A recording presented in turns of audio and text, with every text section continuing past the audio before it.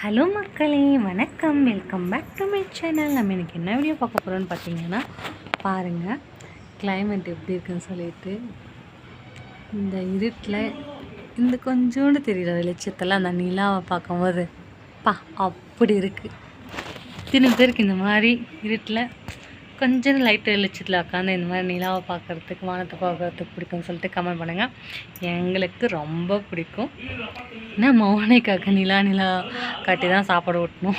அதனால் நைட் டைமில் பாருங்கள் எவ்வளோ நல்லா இருக்குல்ல.